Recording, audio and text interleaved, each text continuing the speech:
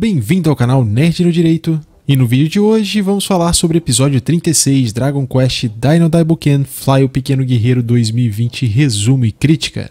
E se você quiser acompanhar o episódio 36 no mangá também, você vai encontrar a partir da 14ª página do capítulo 125 e vai até o capítulo 128 completo. E esse episódio começa retomando alguns acontecimentos do episódio 35. Aliás, se você não viu ainda o resumo e crítica do episódio anterior, tá passando no card agora para você assistir primeiro.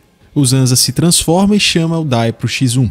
Vemos que apesar do Zanza estar muito maior, ele é muito rápido e consegue se esquivar dos ataques do Dai. Zanza acerta o Dai e consegue prendê-lo por um momento. O Dai fica disputando força com o Zanza para tentar escapar das garras dele, mas de repente o Dai começa a se sentir enfraquecido. Uma boca se abre na altura do estômago do Zanza e ele tenta engolir o Dai, mas quando o Dai está prestes a ser engolido, ele consegue utilizar o poder do emblema do dragão e escapa das garras do Zanza, quebrando elas. Em seguida, o Dai, além de ter ficado muito fraco, ele começa a enxergar como se tivesse bebido todas. E o nosso herói acaba desmaiando. E o Zanza tenta se aproveitar da situação para terminar o que ele tinha começado antes. E nesse momento vemos vários ataques atingindo o Zanza e causando danos nele. E na sequência nos é revelado que o herói do herói entrou em ação e vemos o Pop Like a Boss apontando o dedo e disparando diversos Giras contra o Zanza. E inclusive o vilão acaba meio que reconhecendo que o ataque veio de alguém poderoso. E para completar o combo, o Pop manda um Merazoma. E o ataque realmente dá trabalho para o Zanza, enquanto isso o Pop pede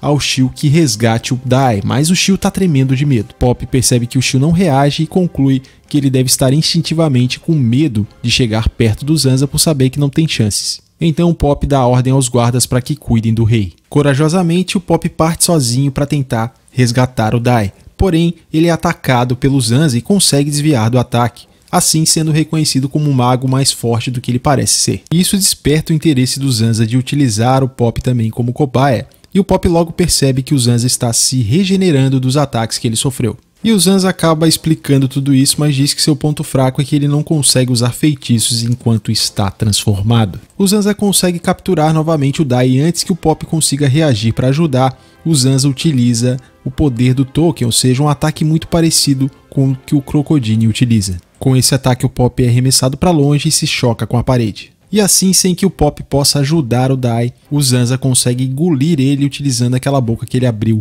em seu estômago. A Man, dentro da bioprisão, ouve o grito do Dai e conclui que ele foi derrotado. Em seguida vemos que o rei continua no mesmo lugar ali com os guardas, ao invés de eles tirarem ele do local. O Pop está incapacitado e quando tudo parece perdido, o Shio consegue controlar a sua cauda que estava tremendo. E com a determinação e a coragem de um herói, Shio diz que o Zanza não vai se safar dessa. E de forma ousada ainda promete derrotar o Zanza. E o Zanza continua sendo arrogante, entregando todos os seus planos, dá risada do Shio e diz que engoliu o Dai vivo e que ele será digerido pelo seu suco gástrico. O Pop se levanta ali com uma certa dificuldade e o Zanza dá duas opções para ele, morrer ou viver um pouco mais como cobaia. E o Pop dá uma boa resposta dizendo que não escolhe nenhuma das duas opções. O Zanza pensa um pouco melhor e sabe que ele já tem dentro da bioprisão outro mago, então resolve matar o Pop. E aqui para mim acontece a melhor cena desse episódio. Shio faz o seu discurso de herói e ainda dá chance pro Zanza se arrepender do que está fazendo. Pop se preocupa e não bota fé no Shio, e o Zanza solta uma gargalhada tão forte que o vento dela quase derruba o Shio. Isso faz com que a cauda do Shio volte a tremer. Zanza acha que o Shio enlouqueceu e fala que acabou de derrotar o Dai, que é o herói, ou seja, ele está bastante confiante que o Shio não pode fazer nada contra ele. O Shio pisa em sua própria cauda e ameaça arrancá-la na mordida se ela continuar tremendo. E o Shio promete que vai resgatar o Dai. Shio parte para cima do Zanza, utilizando ali o seu ataque girando o braço, mas ele toma um tapão e é jogado contra a parede. O Pop dá bronca no Shio, dizendo que nem mesmo um humano normal conseguiria acertar o Zanza, mas o Shio ainda persiste, apesar de ser golpeado outras vezes, e ele continua tentando, mostrando bastante coragem, determinação e que é também bastante resistente. Pop manda o Shio fugir dali e ainda grita o nome dele bem alto, fazendo com que a Man dentro da bioprisão escute isso. E ela pensa que o Shio também foi derrotado. Man tenta escapar da bioprisão, mas é desencorajada pelos outros lutadores. Inclusive é subestimada pelo Gomes, que diz que ela com seus braços finos não pode fazer nada, pois ele mesmo sendo tão forte também não conseguiu. Todos os lutadores se dão por vencidos, dizendo que não conseguem sair dali. E a Man dá uma bronca em todos porque eles querem desistir. Man diz que não pode ficar parada enquanto machucam os amigos dela. o lutador fantasma interrompe a Man dizendo que aquilo não vai funcionar e que ela é a única que consegue sair daquele lugar. E ele diz que a Man deve usar o poder que ela conseguiu em seu treinamento, e logo a Man já percebe que aquela pessoa talvez seja familiar. De repente um gás começa a sair da parede, e os lutadores começam a sentir que o corpo deles está adormecendo. Enquanto isso, lá fora vemos que o Shio continua atacando e apanhando do Zanza, mas a persistência desse novo herói é tanta que o Zanza está até ofegante. E o Pop começa a refletir se ele faria a mesma coisa quando ele era um iniciante, e conclui que não faria o mesmo. E dessa forma, Pop admite que Shio conseguiu conquistar um pouco do seu respeito. Pop observa o Zanza e percebe que ele está ofegante e começa a respirar também pela boca do estômago. E de repente o Shio é arremessado contra o Pop. E o Shio manda essa frase que é praticamente a mesma frase que um dia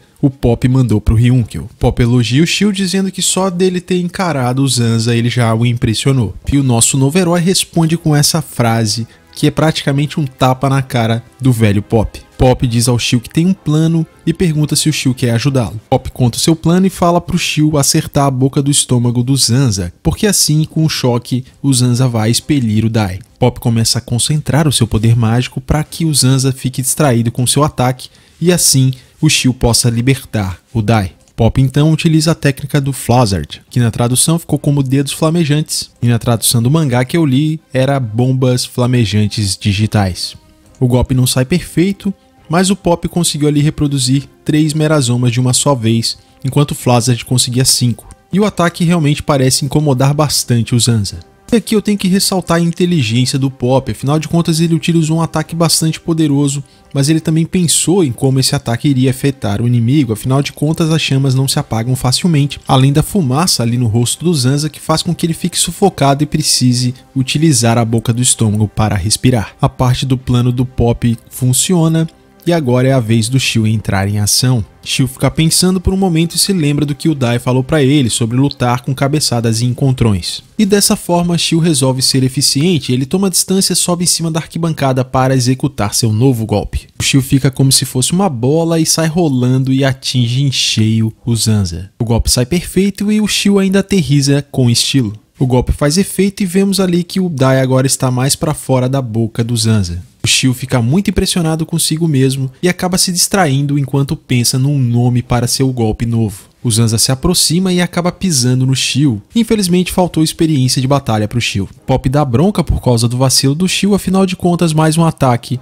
e o Dai estaria liberto. Zanza promete matar os dois e continua torturando o Shio, enquanto isso vemos o que está acontecendo dentro da bioprisão. E a mãe está bem apesar dos outros estarem sofrendo com gás, e o fantasma misterioso explica o que está acontecendo, que aquela aura que está envolvendo a Man é uma aura de cura. Em seus pensamentos, a Man revela que vai usar o golpe de seu mestre, o ataque secreto do estilo do deus guerreiro, que na versão japonesa é o Bushi-Ryu.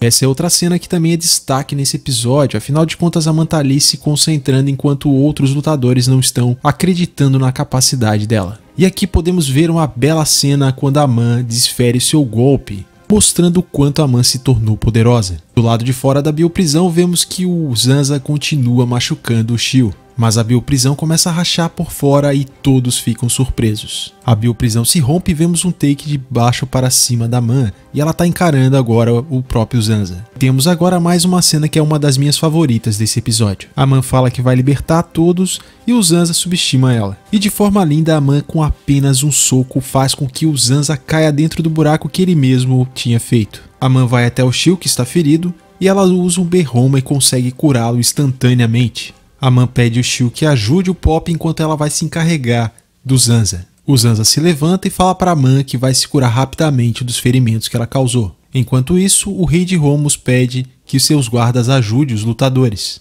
Acontece um diálogo entre a Man e o Zanza, onde a Man acaba condenando as atitudes do Zanza e o Zanza promete matar a Man. Zanza se gaba por ser imortal e diz que a Man não pode fazer nada. Zanza começa a rir, mas o seu chifre vira pó e ele percebe que não está conseguindo se regenerar. E o Shio nos conta que aquele golpe é o golpe supremo da Man e se chama Punho Refrator, consagrando aqui a primeira mitagem da Man, e eu espero que tenha muitas outras no anime. O Zanza fica inconformado por não ter conseguido se regenerar, afinal de contas ele seria o ser supremo e acabou sendo ferido pela Man. O Zanza parte para cima da Man e a Man continua olhando para ele com um olhar fixo de raiva. Antes de começar a crítica, já deixa o seu like e se inscreve no canal, porque assim você sempre vai ser notificado quando sair vídeo novo no canal. Esse episódio ele seguiu bem o mangá e foi uma boa adaptação, algumas diferenças pequenas nas traduções dos diálogos, mas que possuem o mesmo sentido. Nós não tivemos cenas extras e esse episódio, assim, a qualidade de traços, de animação,